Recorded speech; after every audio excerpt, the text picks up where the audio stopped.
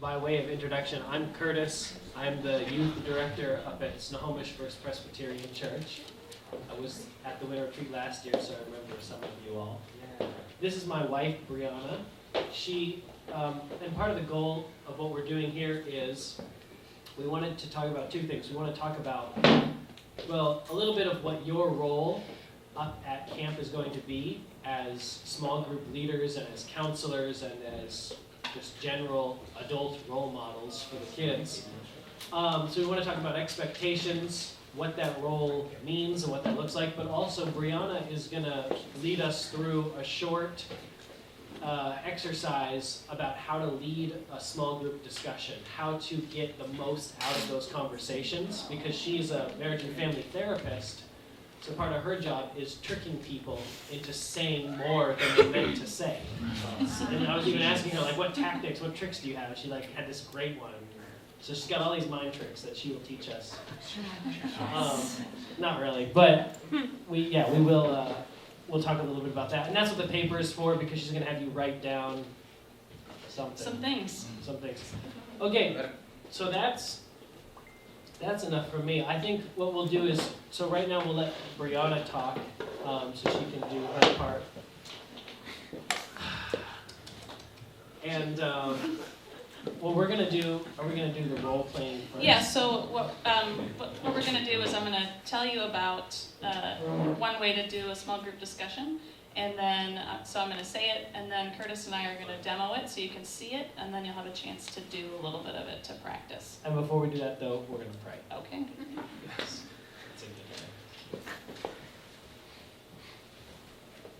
Father God, I thank you that all of these people who are here have a passion for your children, Lord.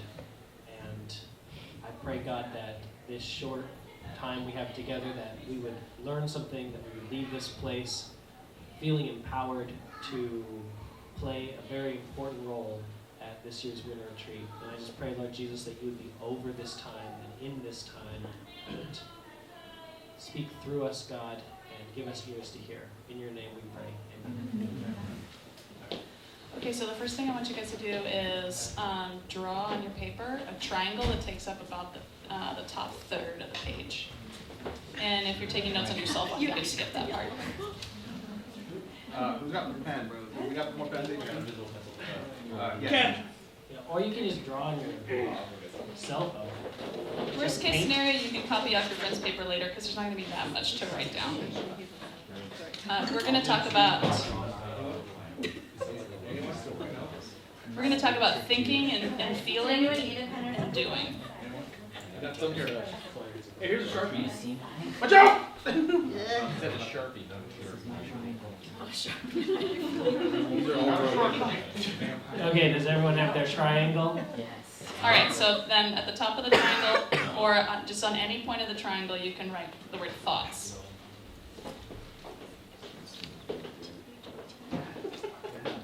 It's actually amazing to me how much what Brianna is going to share with you relates to the theme of the winter retreat, and that's like one of those things we didn't plan. And on another point of the triangle, write feelings.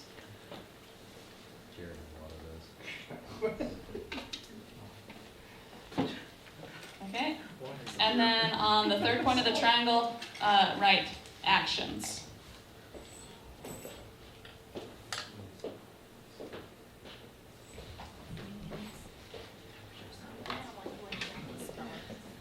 Another way to say all that is thinking and feeling and doing, and that's the major parts of a story. First there's characters, and then there's what those characters are thinking and feeling and doing as they interact with each other in the story. So the first thing that you're going to do after the story is read, after the Bible passage is read when you in your small groups, is find out who the characters are. So find somewhere on the paper that kind of makes sense to put who are the characters in this story. That's going to be one of your first questions. Who are the characters in this story?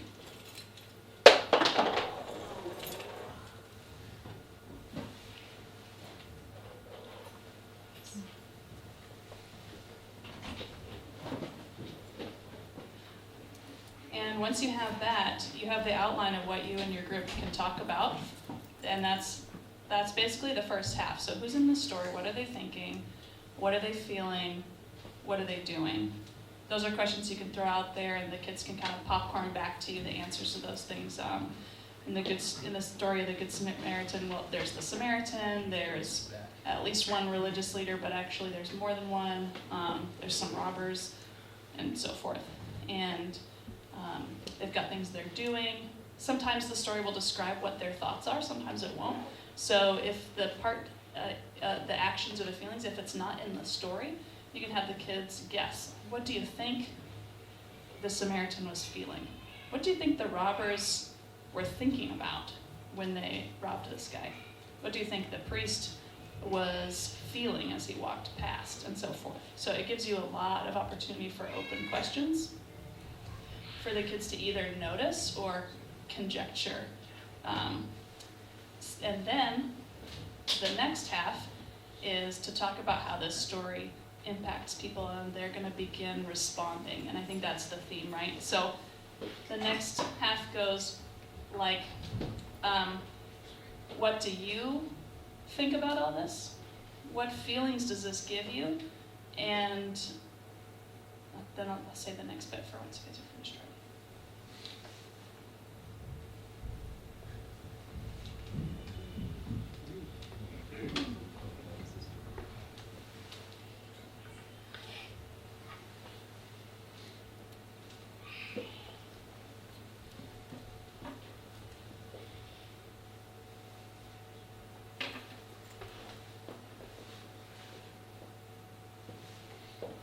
So you can do this triangle with the story. Call it doing the triangle because it's just finding the thoughts and the feelings and the actions of the characters in the story.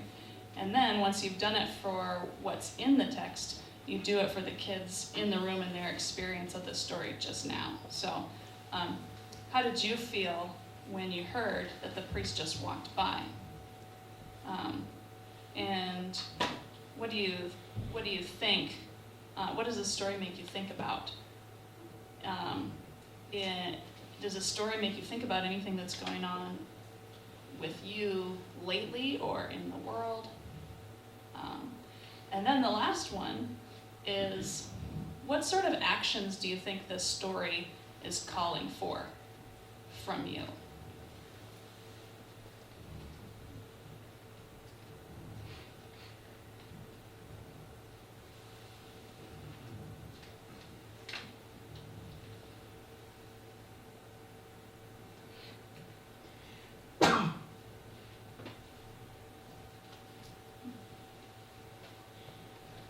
So in the first place, you have the actions and the thoughts and the feelings about the characters in the story.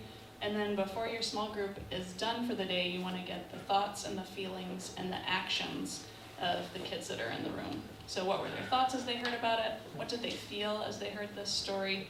And then what do they think this story is calling for in terms of actions? Or how has it impacted them in the way they will do things later? Anything that's behavior and action related for them going forward. And that's basically it. You've got two triangles, and when you've gone around both of them, you've probably had a pretty good discussion, and hopefully the kids will cooperate, but I think these questions are simple enough, but will cause thought too. Before we go on to the next bit, does anybody have any questions about this so far?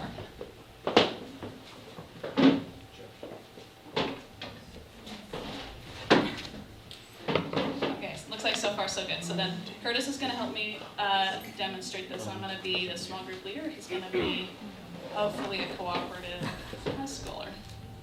All right, so Curtis, we just read the story of the Good Samaritan.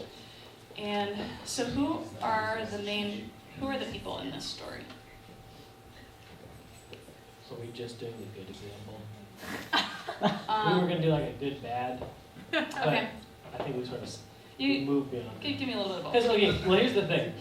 The point of this, the reason we're telling you to, giving you suggestions for how to lead these discussions is because some of the time, most of the time, in my experience, what you'll get from junior hires and high schoolers is, you know, so what do you think about this story? I don't know. It's cool. Jesus. Yeah, that's it.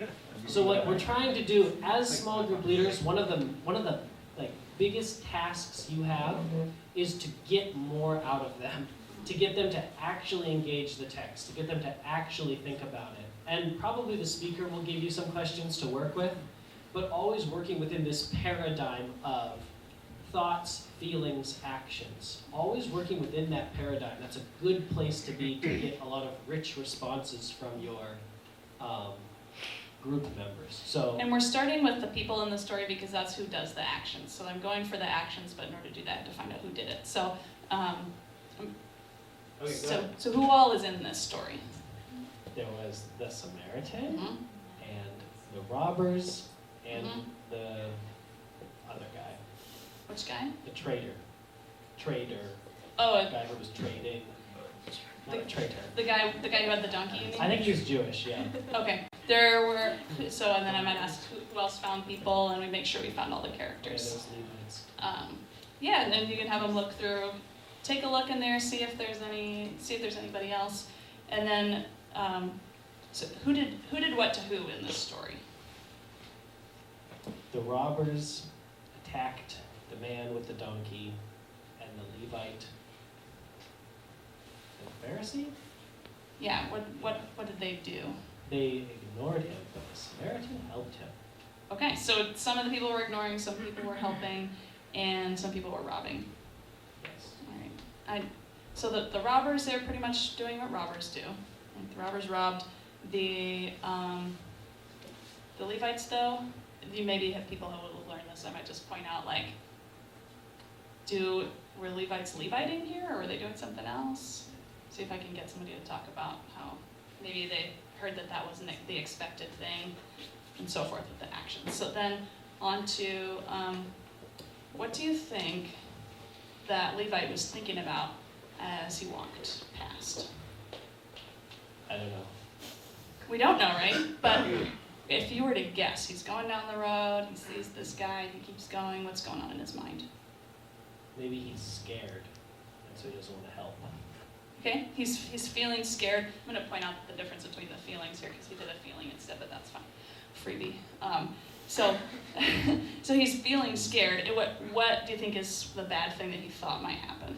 He would get robbed too. Okay, so that's how to get from a feeling to a thought is you're scared, well, what was the bad thing he thought would happen to him? So he thought maybe he would get robbed too if he stopped. Yeah, that's really possible. Anybody else have other ideas about what he was thinking? Well, what do you think the Samaritan was thinking about when he saw this guy?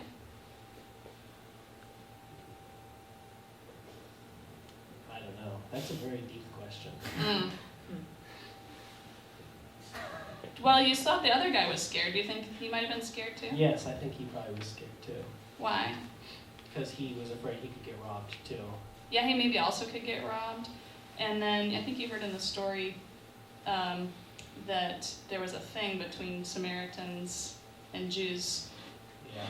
What do you think he was thinking about that problem when he was there? Like, why should I help this guy because he's my enemy? Yeah, that was probably, you guys think that was a likely thought? Yeah, okay. So, then the Samaritan and so forth, and if you think they're about done with the thinking, you can move on to the feelings. What about the guy who was robbed? What do you think he felt when the Levite was going past? He probably felt really desperate. Okay. Like, why won't you help me? Yeah. So the desperation there, we talked a little bit about the feelings, but what are some other huge feelings running around by different people in the story? A lot of fear. Yeah. You've talked about the fear a lot of times. And that's when you say, are you afraid in your life? Or something. That's what Brianna would do. Because that's her counselor coming out. She'd be like, Perhaps, yes. Well, we'll get to kid safety in a second. All right, so you guys kind of getting the gist of it. Yeah. does that feel like realistically with teenagers it would help them to finding, like setting them up for success with good answers? That's the goal. I mean, it's kind of fluid, but if you're talking about thoughts and feelings and actions, you're on the right track. And if you notice, there's a movement there from concrete questions into abstract questions.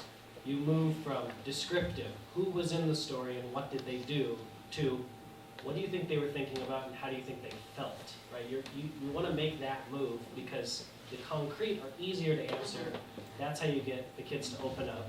You know, these are Any distracted kid can remember that there's a Samaritan in this story. So those are the low fruit for the people who might be struggling, and then you can go beyond that.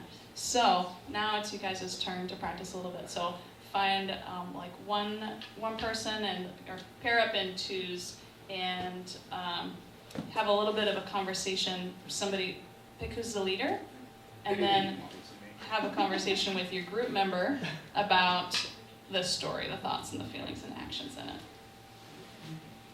Go now. Go. Yeah.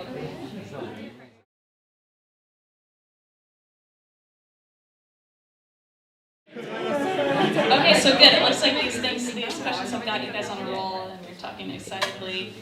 Seems like it's working. So that was what I demonstrated with Curtis was the first triangle about what they noticed from the story. And maybe you guys went on to the second triangle in your conversations with each other, but in a second I'm going to demonstrate that with Curtis so you can kind of see how I might do that. First, I'm going to do this triangle quickly with you, starting with actions and what this experience was like for you. Did anybody have any thing that they noticed somebody else doing that was like, oh, I want to do that when I am the leader? Maybe it was the way they phrased something or just how they acted. I couldn't really hear the other people. Okay. So maybe you would want to, Huh? for your group, you would want to have a quiet place where you can hear people. But did anybody see somebody who was acting as a leader doing something useful or something they want to do it like that?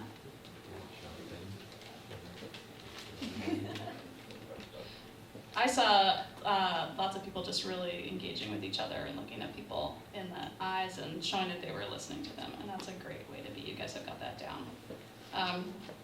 Who would like to share with me a feeling they had pretending to be a group leader or pretending to be a kid?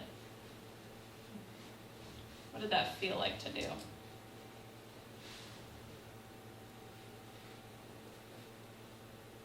It's fun. It's fun. Right. Did anybody feel a little bit awkward or nervous about it at first? All right, probably. So guessing is fair.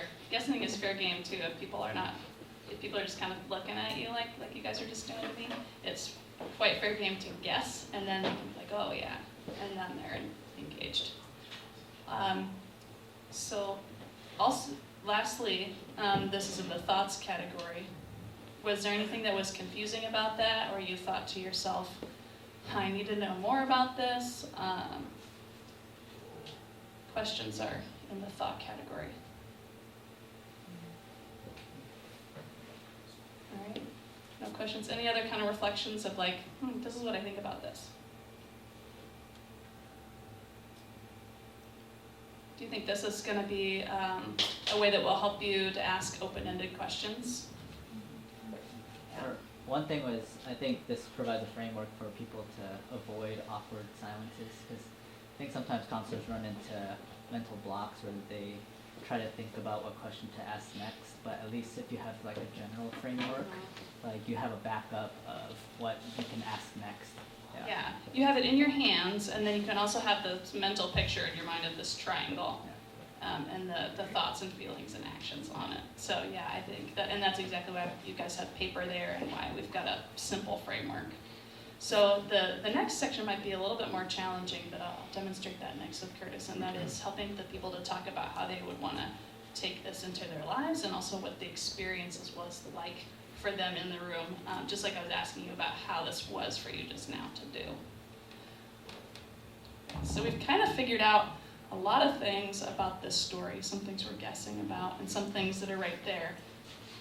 When you heard this story, what kinds of feelings did you have about it?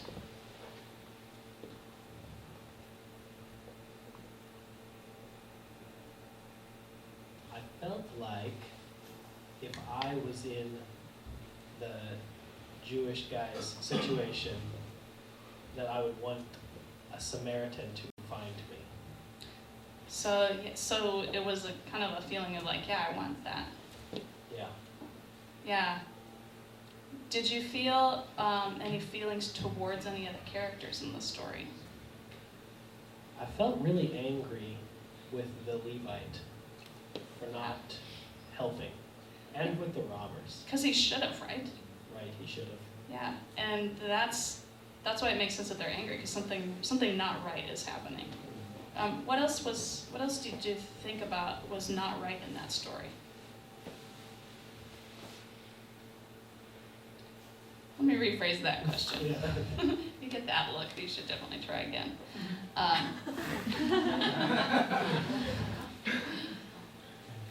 What?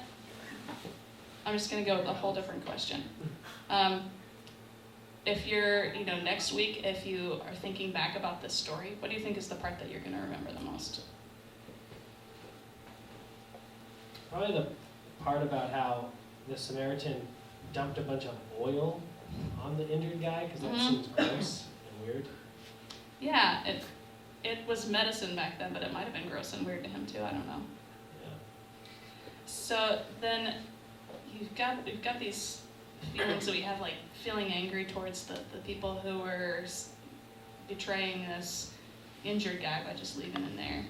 And all sorts of things are different about this story from our culture that caused us to think about it. But what do you think this story was telling us about how to act? It was saying that you shouldn't ignore someone when they're in need, but you should help them out. So that means you're acting like who in the story?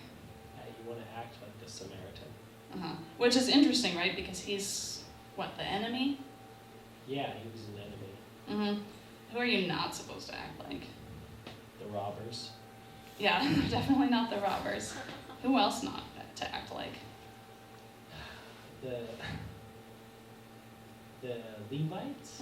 Who are the religious people, right?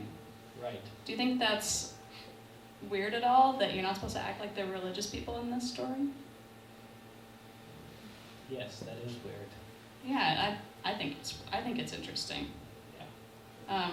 When do you think in the next week or month you'll get a chance to act like one of these people in the story? I don't know. I don't know how you would draw that out of a kid. That's a good Okay. question. What goes on at your school where there are enemies and religious people? Sometimes people get bullied. Okay. If you see somebody getting bullied and you wanted to act like the Samaritan, what would that be doing? What would you be doing? I guess try to help them. Okay. Have you helped somebody before that's been bullied? No. Does anybody? Maybe it's probably somebody in the group will be like, yeah. If not, you just kind of try to help them walk through concretely what they might be able to do soon that would be acting like the person in the story that you're supposed to act like. If there is a person, but sometimes in stories there's only people who you shouldn't be acting like. So then you can find the opposite of that. So now it's you guys' turn again, and have a different person be the group leader this time. Ready to go.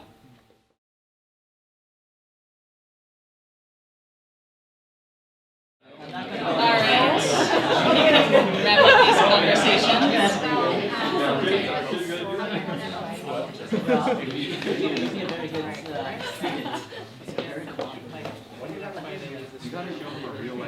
Okay, I heard lots of good conversing going on.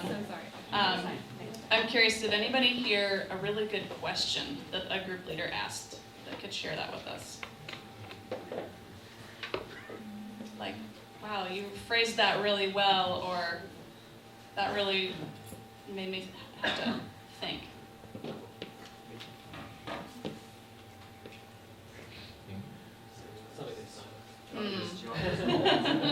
I bet it happened. What were some of the questions that you guys did ask each other? I asked him if there was maybe a time when he felt that someone helped him.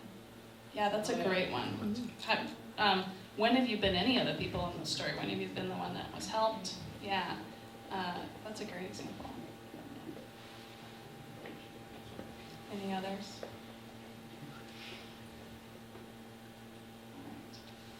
We're going to shift now then to talking about other kinds of conversations that kids might have with you, maybe one-on-one, maybe in a non-formal small group. This same kind of thing you can use then too, because you're talking about, oh yeah, well what happened after that? How did you feel when that happened to you? What did you think about that person doing that to you, and so forth? You can use these same kinds of questions as kids are talking to you about what's going on in their lives. And part of the responsibility that you guys have on this trip is to listen to the kids. And what comes up sometimes is situations where kids are not safe. And it's not your responsibility to make sure they get safe, but the youth leaders, Curtis and HT and the others, have some responsibility to help make sure kids stay safe. So what I want you to do now is write on your paper, name, age, and school. That's it. Name, age, school. Our names? No, not yours. Just the word name, age, and school. Sorry. This is a template. Yeah. Just the actual word name and age and school. We're not role playing anymore. Okay, y'all have that?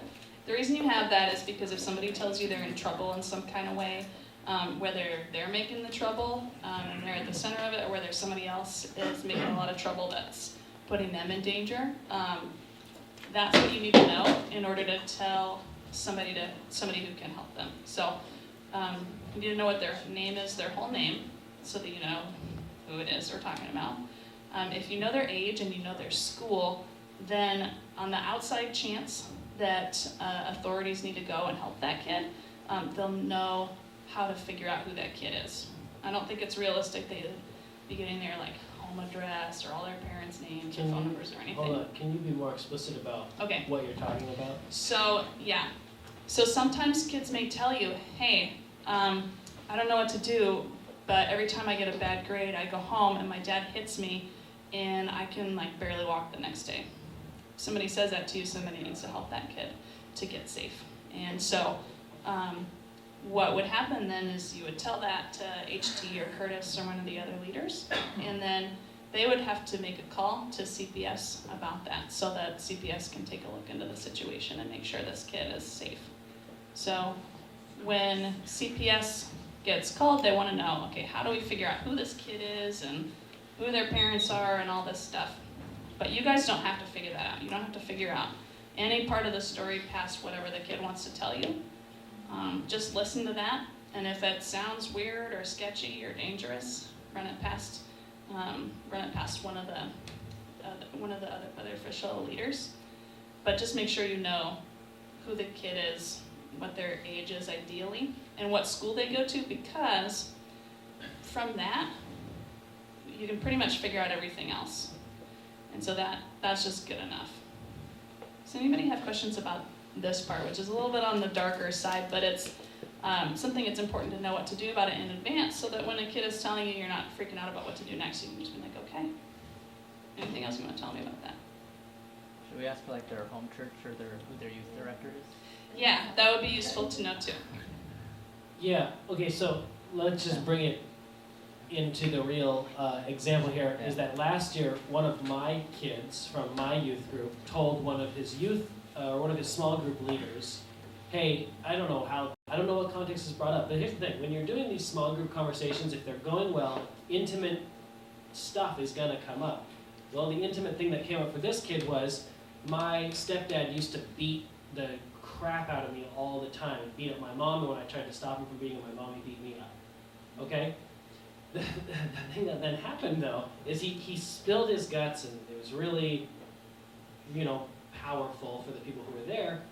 Well, but then no one really remembered what his name was. They didn't know who his youth leader was. So then it was like this while where we had to like try to figure out who it was that you know, that had said that. Because as his youth director, I have a responsibility to make sure that that wasn't still happening. And you know, thanks be to God that that was an old thing. That actually was a couple years old. But if that was something that was still happening currently, right? This is why we need to know that so that we can help get those kids safe. So this is just on the off chance that someone tells you something that sounds weird or suspicious, and this is why, like Brianna says, we need to be good listeners. You just say, hey, what was your name again? And how old were you? And what was your school? Just be real subtle, and then be like, okay, now I'm gonna get you. No, I'm just kidding. But it sometimes feels like you're being sneaky or whatever, but it's just what it is. I mean, it's just what it is. You gotta get this information, and then you need to say, and who did you come with? And that's the person you go tell. All right? Yeah, you can ask that too, but worst case scenario, you don't know that, you can say, you know, you can tell it to Curtis or whoever, just tell it to somebody, and then they'll just check with each other. Is this kid one of yours? Is this kid one of yours? And they'll figure it out. Dave, you have a question? Yeah, do you recommend like saying in the beginning like, hey, everything you say is confidential except if you're like you're hurting yourself or somebody else, you know, sometimes all I don't know. Yeah, I say that all the time as a therapist. I don't think I would necessarily say that in this context, because you guys are not mandated reporters. Right. In this scenario, you're really should report people. But you don't have a license that anybody's going to take away if you don't. So that makes you not a mandated reporter necessarily. So I don't think you have to say that, but I think if a kid does say something to you, you know, when they're finished telling you, you can say, hey man, that sounds like something that somebody might need to help you with. Can I ask you a couple things so that we can figure out how to make sure that somebody follows up with you about this? How old are you? What's your school? Blah, blah, blah. I have another question. Yeah. So what if they tell you this, but they ask that you don't tell their youth leader or director, Mhm. or they really don't want like their friends or church people to find out? Well, I think what you can say is that, you know what, I need to tell somebody about this, and so who do you want that to be? And you can say, I've got to tell either Curtis or HT or, you know, and then maybe if it's somebody from HT's church who doesn't want, so maybe they would be happier for you to tell it to Curtis. And then you and HT can figure out what to do after that. But it's, if you can get them to agree, great. If you can't, well, then you have to be the bad guy. Okay. And that stinks. What you need to do is get the youth director of that student. And that's the other thing too. If you hear something and you're like, oh, this sounds weird, but I don't know if I can deal with asking more questions about this, just get the youth director. The youth director will know what to do. They'll be able to get the information that needs to be got. And yeah, it is true that definitely I've had kids tell me things and then they say, I don't want you to do anything about it. I don't want you to tell my school counselor. I don't want you to. But, you know, at some point, if it's dangerous enough, you just have to make them mad for the short term. Yep. You have to, because sometimes it's a matter of life and death, truly. Right. And truly also that's sometimes the scariest part for kids is when people find out about it, but they've told you for a reason, and they don't, a lot of kids don't have a reasonable expectation that an adult won't try to get them help. So they probably think, well, I'm pretty sure he has to, but it's freaking me out that things might shake up here, so I'm gonna, try to find one more way to stay safe, by trying to control who knows and who doesn't know. But yeah, unless they specifically beg you not to tell HT or something, in that case you could tell Curtis, who will tell HT. Then you just kind of have to say, I'm sorry, this sounds really unsafe, and it's not gonna get spread all around. But we do need to make sure somebody helps you. Yeah. Any other questions?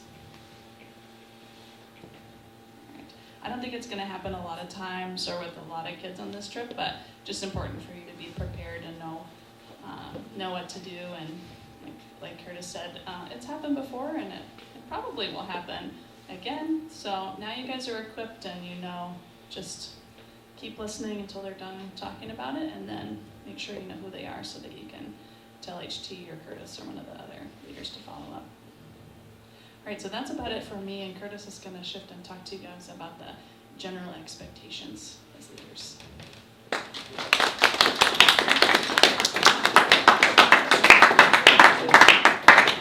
I'll sit in the good seat.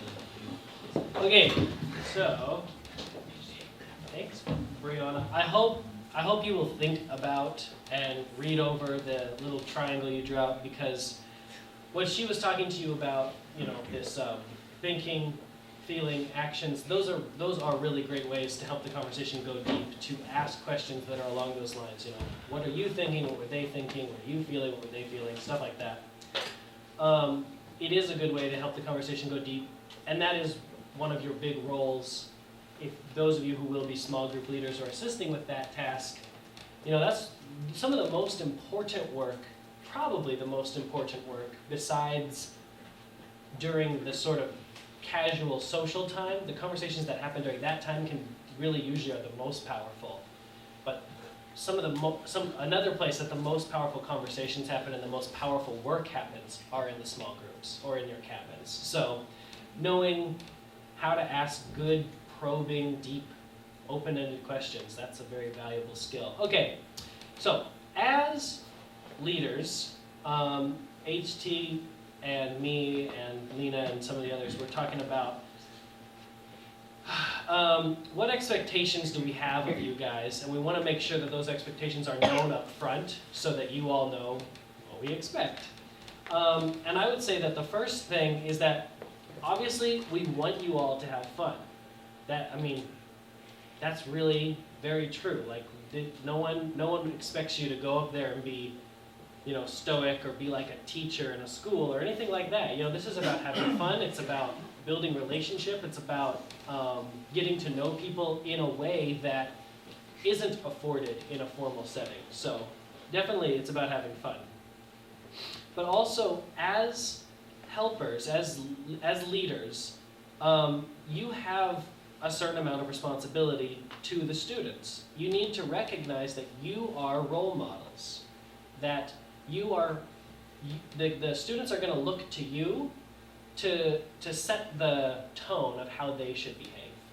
And so, if you guys, I don't know, whatever, like, if we say like, okay, now it's time to do the 40th sort of like dumb high energy game or whatever, and you're like, oh my gosh, please.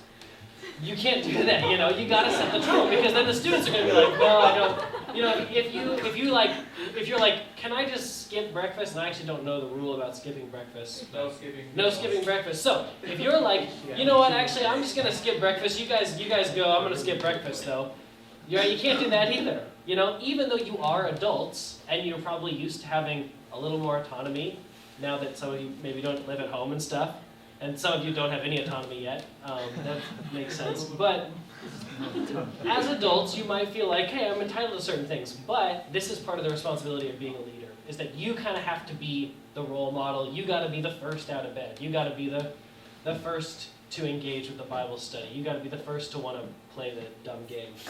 But the games are actually great. Last year the games were great. I don't want to put that down. Sometimes my games are really dumb. Maybe that's why. But I'm not planning them. So anyway. Okay, a few specific examples of what a good counselor looks like. So here's a few specific examples. You can write these down if you want, but you don't need to, because I think most of this is self-explanatory. So a good counselor would understand that the kids, they are the priority. Their fun, their experience, that's their comfort, like that has to take precedent, kind of over your own sometimes. If you see a kid sitting alone, or if inevitably there's a couple students up there who they're kind of awkward to be around, and they're kind of loners anyway, so, why not just let them be alone? But no, as the leaders, you do have kind of responsibility. Don't like be overbearing. If a kid really says, no, I'm fine, I want to be alone, you also need to know when to give space. But I bet you, 99% of the time, that student does want to be included. They're desperate to be included. And if anything, that's why they're being so obvious about being a loner, is because they're just desperate for someone to come up to them and invite them in. And you as leaders gotta take the initiative on that. You gotta be the ones to invite the kids who feel a little more isolated in.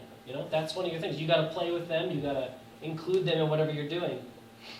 Also, something else that I think is really important for you guys is that when we're planning the skits, or when we're playing games, or when we're doing any kind of activity, and this is hard, it's hard for me, I struggle with this a lot, we have to let the leaders, we have to let the students take the lead. We have to let the students take the lead in these activities, even though it means their banner isn't going to be nearly as cool as it would have been. And the skit's not going to be nearly as good as it would have been. You got to let the kids take the lead. You got to, and really, I think as leaders, one of the things that I thought of is sort of the image I had is you need to be the one that's helping hoist up the kid. You're the one, you're lifting the kid onto your shoulders. You need to be hoisting them up, not being the one hoisted up. You need to try to work to let them be the heroes. Because it is. This retreat is for them, and we are going to serve them, right? We're actually not going for ourselves. We are going for them. We're going to serve them. And that's just extremely important to remember. So letting them be the heroes, letting them take the lead. At the same time, all of that stuff is good and right, I think, but at the same time, this is something I read a little while ago in a journal about how to do youth ministry, because I still didn't know how to do that, and I was trying to figure it out, and I still don't know. But one of the things it said in there that I thought was really cool was that a consistent theme, that they did this study of a bunch of different churches, youth programs, and a consistent theme they found in successful youth programs was that successful youth programs could look very different, but one thing that was almost always consistent in a successful program was that there was a group of leaders who really, truly enjoyed being around one another, who played well together, who enjoyed each other, who were actually friends. Because when students see you being friends and loving each other and being the body of Christ, that's the most attractive, that's the most effective way to get them to want to join in. When they see you having all this fun and seeing how you work together and you love each other, that's what's going to make them want to then participate and join in. That's what's going to actually help them have the best retreat experience, is how you treat each other. And so that's something really important to remember. Okay, are there any questions about that at all? I think a lot of that's pretty self-explanatory. And I know you all because I've done some functions with you all, and I think you all do a good job of that, of all of what I've been talking about. But for the sake of the people watching the video, I have to say this. I know everyone in here got it, but just joking. Okay, another thing that is very important, a little shift here, is that you don't need to feel like you're the primary disciplinarian up there. You as the sort of counselor leaders, but not as youth directors, you don't have to be the bad guys. You don't have to be the heavy. You don't have to necessarily. You do need to. Okay, like if you see something that's truly dangerous or abusive or anything like that, yes, you need to do everything you can to put a stop to it immediately. All that kind of stuff. But there's going to be some behavior. Some kids are going to get too wild. Some things are going to happen that they're not supposed to be doing. It's good to tell them, oh, hey, actually there's a rule, we're not supposed to do that. But if they're not listening to you, or if they just keep doing it, you don't have to be the one to try to discipline. You don't have to be the one to try to correct behavior. Instead, it would be better to get one of the youth directors to do that. Because you should let us be the bad guys. You guys are going, and one of the great roles that you can play is that you're the adult friends to the kids. You're like the playmate to the kids. The youth leaders, they already kind of think we're scary or whatever. So just let us continue to play that role, Let us continue to be the bad guys, because we all are in our youth programs anyway. No, but I'm totally serious about that. So let me see if I can illustrate what that would look like. So let's say they're playing carpet ball, and that always is going crazy, and I'm always afraid someone's gonna get hit in the head. And they're going, and this kid just loses it. He takes the ball and he just throws it down, and boom, it bounces. Definitely say, oh, hey man, like, you don't do that. Oh, I'm sorry you lost, but don't do that. You're gonna hit someone in the head. Don't do that. Okay, then you see it happen again, and really the second time, that's when instead of taking him aside and lecturing him or whatever, or being the one to be like, okay, you're done with carpet ball for the day, or anything like that. Don't even worry about that. Find a youth leader, explain to them what's going on, let the youth leader handle it. Because, again, we're the ones, if they're going to have to be mad at someone and hate someone for the weekend, let us be the ones that they don't like. Does that make sense? Wait, what if it's HT that is doing it? Hey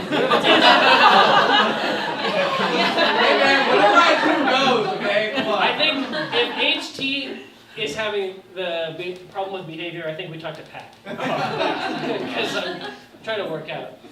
Should be hired. I'll shut it down. Yeah, shut it down. Exactly. You know what? HT can do whatever he wants, so just don't. Go to sleep. Okay. That's all from me. Do any of the other youth leaders have helpful suggestions for as far as expectations? Certain stuff should be self-explanatory too. If you have boyfriends, girlfriends going up there, don't be publicly affectionate. Like, just, your relationship's on hold for the weekend. I don't know. I don't need to say that to any people who are married, because it's like, oh yeah, well, they already. Stereotypical jokes. Okay. Any other things from you or Pat? Any ideas? Expectations? I think if you're clear with expectations in the beginning, like the first night, things will run a lot smoother. You mean with the students or with you? With the students and with each student. Yes, I definitely agree with you. Well, like, let's say, for example, like boyfriend and girlfriend. I mean, you don't have to say, like, oh, who's your boyfriend, who's your girlfriend, kind of thing. Like, but if you say something like, if they're here, we expect you to behave in a manner that is appropriate for a church event. And also, like, on a side note, like, when you make groups, if you assign groups in the beginning, it would probably lead to less exclusion. Especially when if you are in your small group and then you're pairing off, instead of just saying, like, find a partner. You two work together, you two work together. Especially the first couple nights. That's a good idea. I think one of the things. What was your name? James. Okay.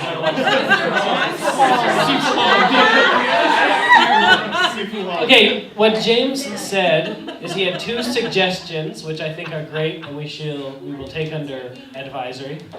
Good. One is that we as the youth leaders we will do our best to make the expectations clear the first night to the students.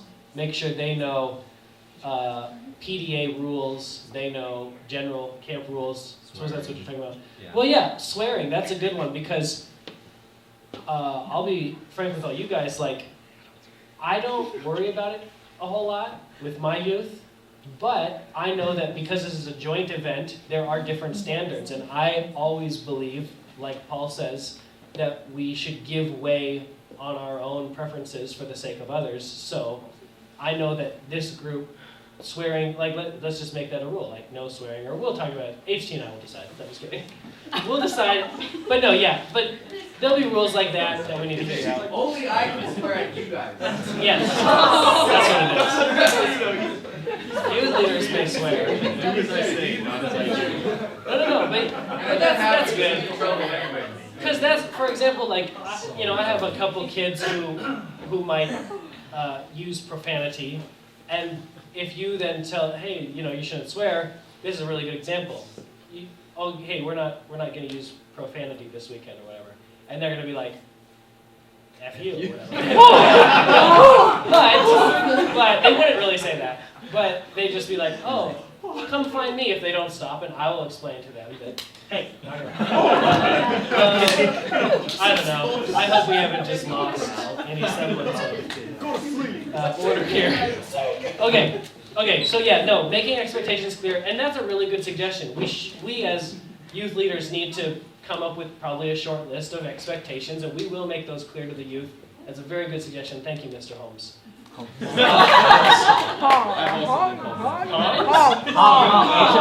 thought you said Mr. Holmes, like Sherlock Holmes. He's Korean. We call him Mr. Hall.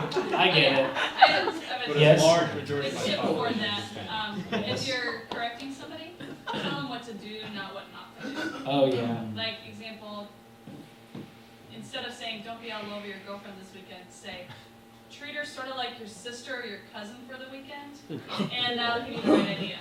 Yeah. Of what to do.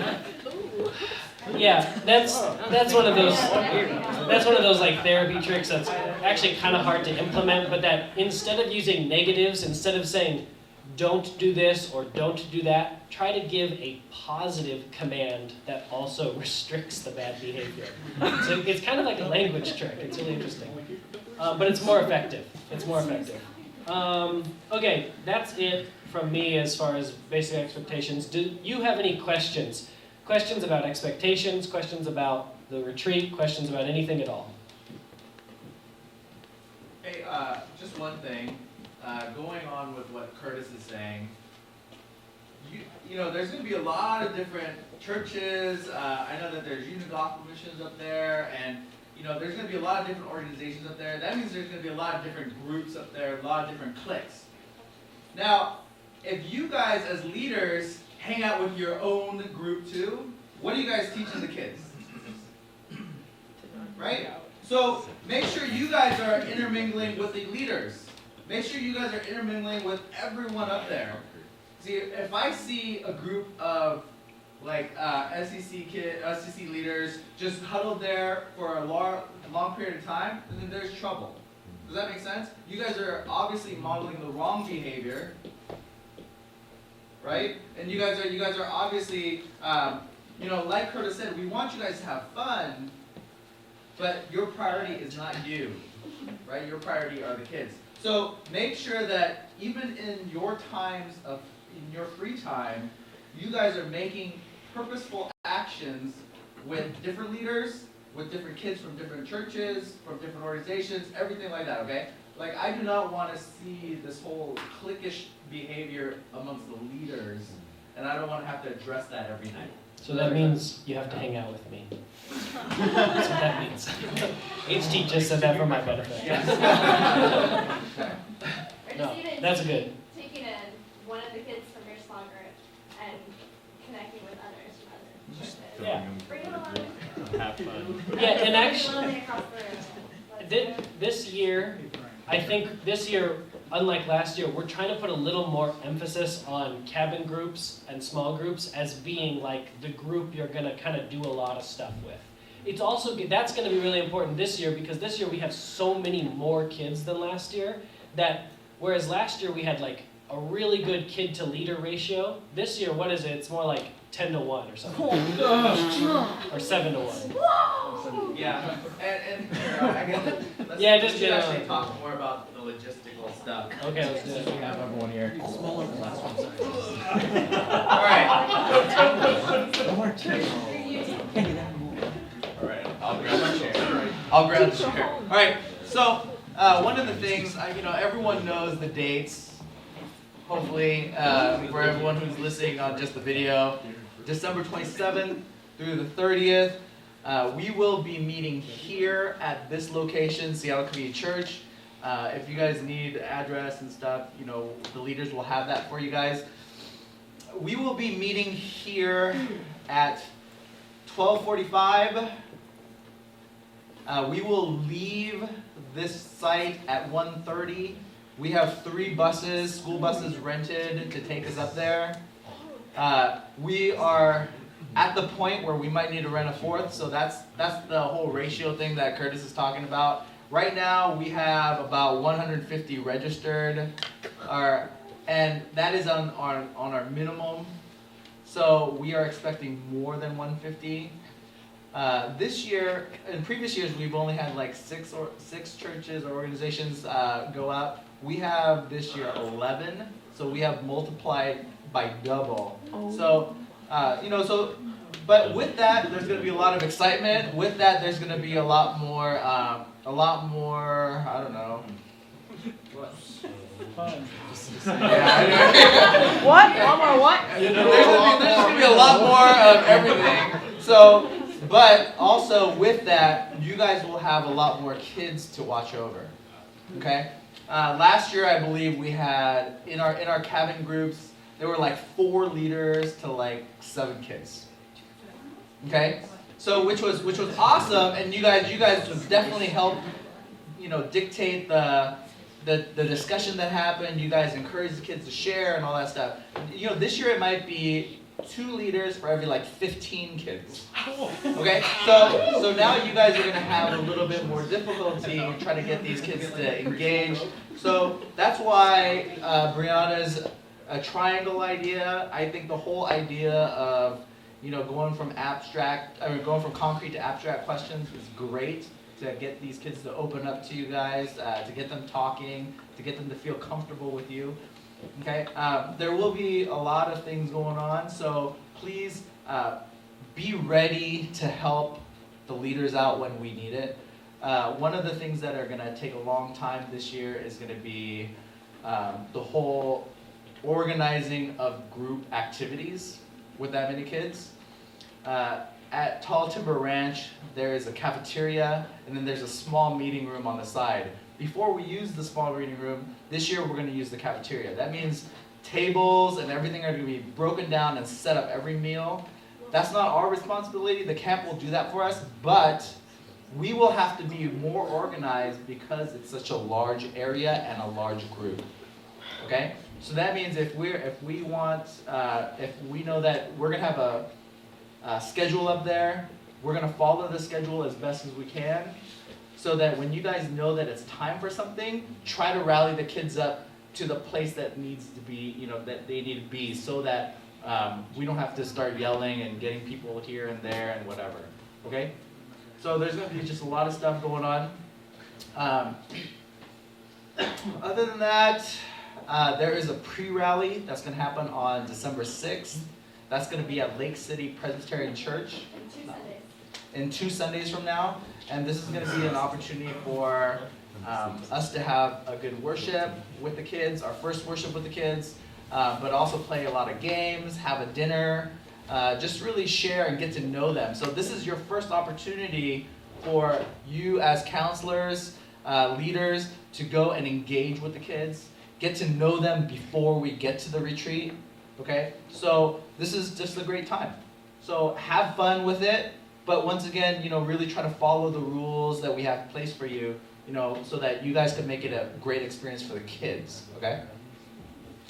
Other than that, after the retreat, we will have a post rally, so that all the kids can get back together and just get everyone back together and just get that excitement going. And then throughout the year, we always do some activities, get them together. During the summer, we always do some, whoever wants to get involved always gets involved with like different activities like creation and things like that. So other than that, does anyone have any questions? What time is the pre-rally at? The pre-rally is at 4. 5. Do we have it? 5, 6, Oh, you know what? I believe it's 5 to 7. Wow. Okay. I believe it is 5 to 7.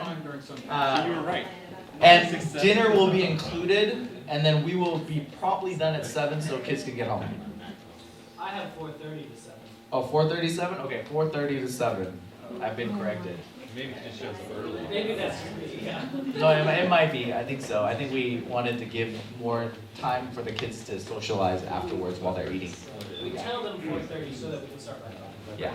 Well, and there's some groups that try and Yeah. Far away. So Yeah. we'll start early, and then if people need to hang out, they can hang out. But if they need to go, they can. Okay. Does anyone else have any questions on logistical stuff, schedule, things like that? You're we- mixing up like churches and kids, right? Yes. You guys, the groups will be split up into boys, girls. age meaning middle school, high school, but all the churches will be intermingled. Okay, you guys will have a group of, 2 from Seattle Community Church, 2 from Snohomish, 2 from Trinity down in Tacoma, 2 from Plain Community Church down in Leavenworth. So we have a group. We have churches from all over. So it's going to be really cool and exciting. Yeah. Okay. Anything else? Hey, yeah, go ahead. What's the theme of the retreat? It's called Respond. That is the theme. Respond. And then it's listen, act, and engage. Okay?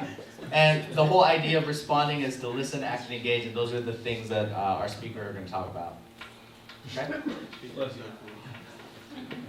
Hey, one last thing. I know that we talked a little bit about like boyfriend girlfriend stuff, but every year I share this with you guys. We do not allow any boys in girls cabins, no girls in boys cabins, and once that is broken, then you guys are sent home. There's no questions asked. The first warning is for you guys now. It's the quickest way home. Yes, it is the quickest way home. But I'll every year I share the story about my sister who got kicked out of the camp and really, scarred me for life.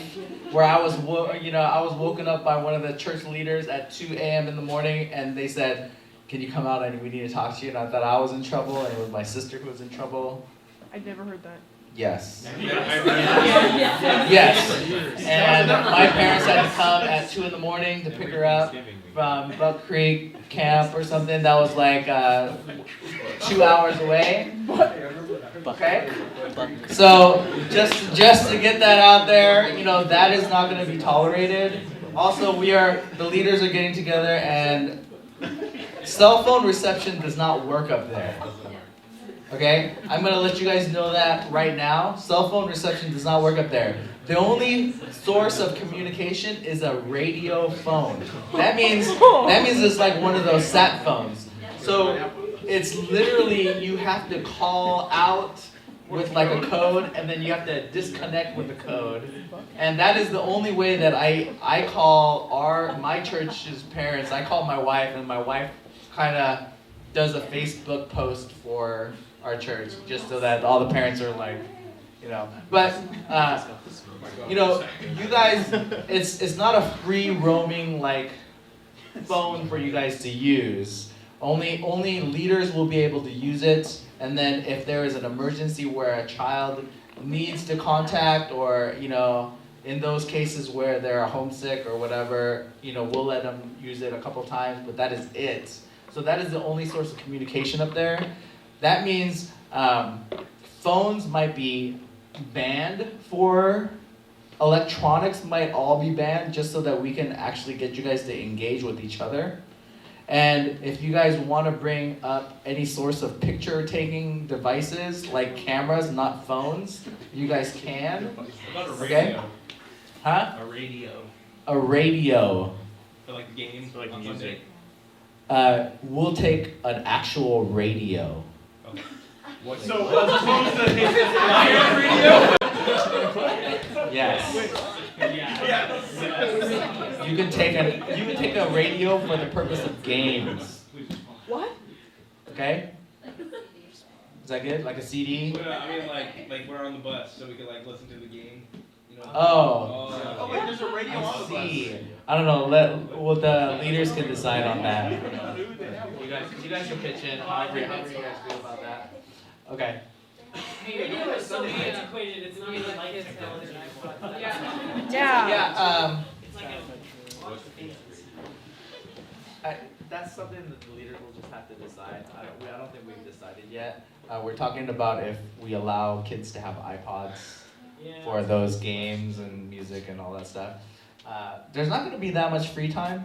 That's right. The only free time that you guys are really going to have is there's going to be a 3-hour chunk every day for you guys to do the outdoor activities that is at the camp. That means like cross-country skiing, snowshoeing, Is there inner tubing? You know, some of those activities are going to be during that free time for the 3 hours. I think they're going to also do some non-active activities like crafts, candle making, all those cool things. So,